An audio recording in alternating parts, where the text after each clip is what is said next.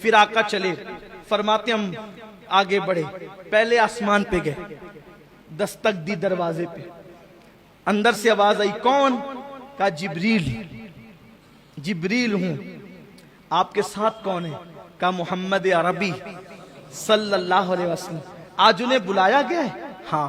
ارے پہلے ہی سے تو چرچے، پہلے ہی سے تو چرچے، پھر یہ کیوں پوچھا جا رہا ہے؟ اس لیے پوچھا جا رہا ہے گویا آج جبریل محبوب کے ساتھ آئیں گے تو دروازے کھلیں گے۔ اور پھر جبریل تو روزانہ آتے جاتے ہیں نا، آج یہ دستک کیوں؟ دستک کیوں؟ ہمارے صوفیاء نے لکھا ہے دستک اس لیے ہے کہ جن دروازوں سے فرشتے جاتے تھے وہ دروازے اور تھے، اور جو حضور کے لیے بنایا گیا تھا وہ دروازہ اور تھا۔ یعنی آسمان میں کئی دروازے ہیں، لیکن ایک دروازہ مخصوص میرے نبی کے لیے بنا تھا کہ جب معراج پر حبیب کو بلائیں گے تو اسی دروازے سے بلائیں گے، اور محبوب یہ محبوب کے لیے مخصوص دروازہ تھا، کسی اور کے لیے کھلنا نہیں تھا۔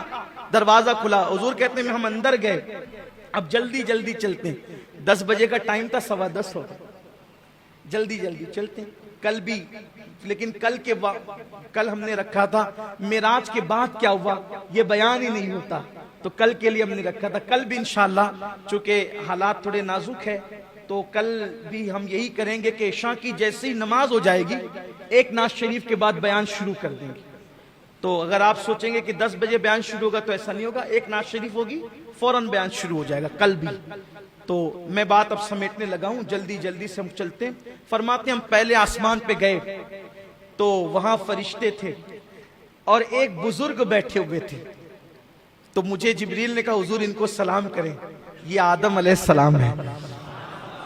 میں نے سلام کیا، تو میں نے جب سلام کیا السلام علیکم، تو انہوں نے جواب دیا وعلیک السلام یا ابن الصالح،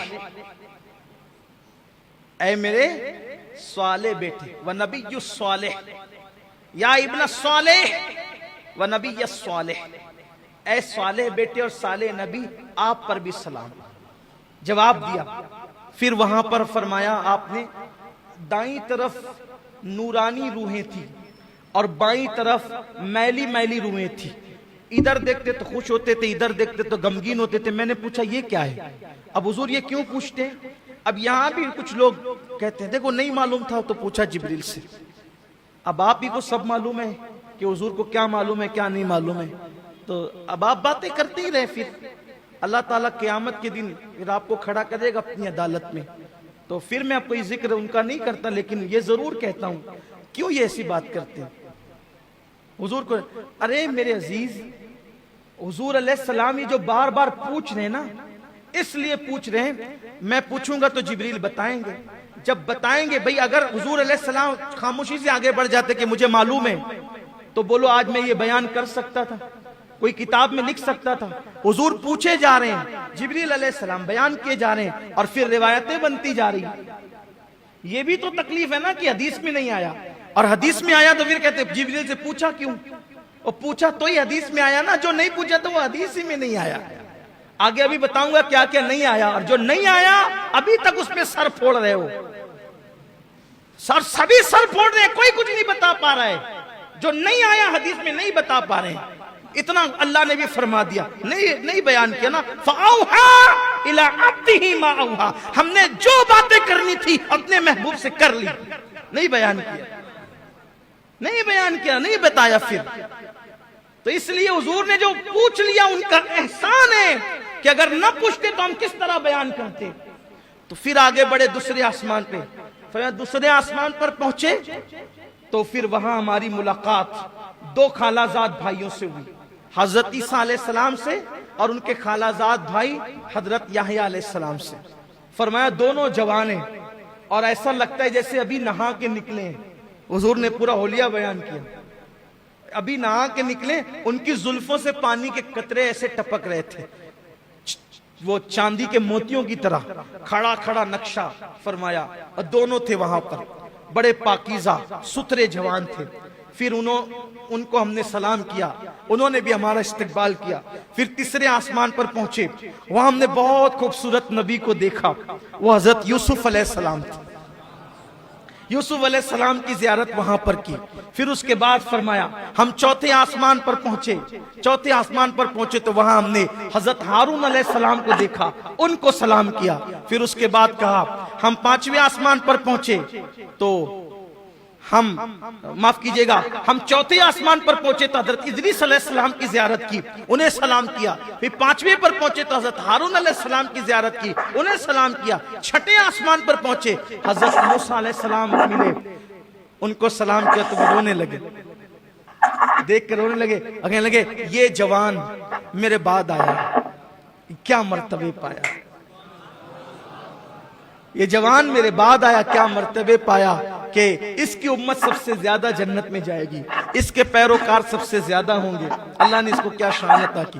یہ رونا حسد کی وجہ سے نہ تھا، اس وجہ سے تھا کہ بڑی محنت کی حضرت موسیٰ علیہ السلام، بہت محنت کی، لیکن آپ کی قوم بڑی نکمی، بڑی نالائق قوم. ایسے ایسے تانے دیے، نبی کو بہت ستایا. لیکن یہ میرے آقا علیہ السلام، دیکھو دونوں میں فرق بتاؤں، دونوں کی قوم میں فرق. موسیٰ علیہ السلام چلے اپنی امت کو لے کے، کہا لڑنا ہے، لڑنا ہے، قوم سے لڑنا ہے، دشمنوں سے. قوم نے کیا جواب دیا بتائے؟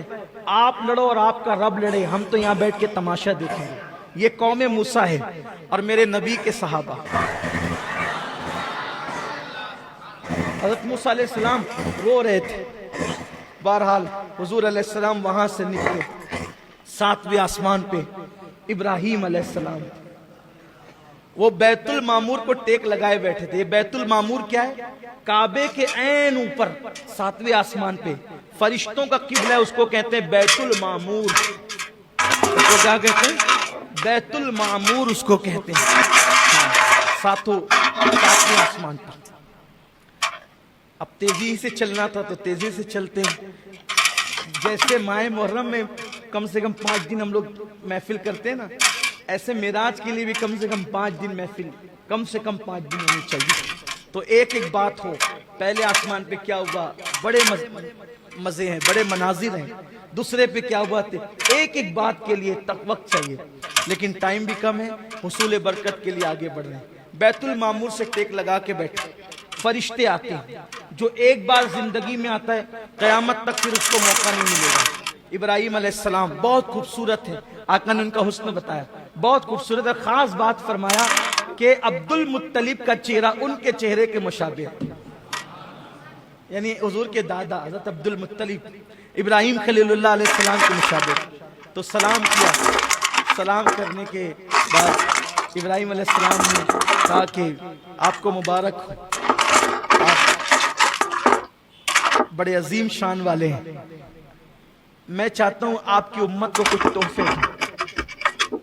میں چاہتا ہوں آپ کی امت کو کچھ تحفے. اگر وہ موت کے وقت کی سختی سے بچنا چاہتے ہیں، اب ابراہیم علیہ السلام تحفہ دے رہے ہیں امت کے لیے. اگر موت کی سختی سے بچنا چاہتے ہیں ان سے کہنا وہ کثرت سے اللہ کا ذکر کریں. اگر وہ رنج غم اور ٹینشن سے بچنا چاہتے ہیں، یہ ٹینشن میں اپنی زبان میں کہہ رہا ہوں سمجھانے کے لیے، رنج غم اور ٹینشن سے ذہنی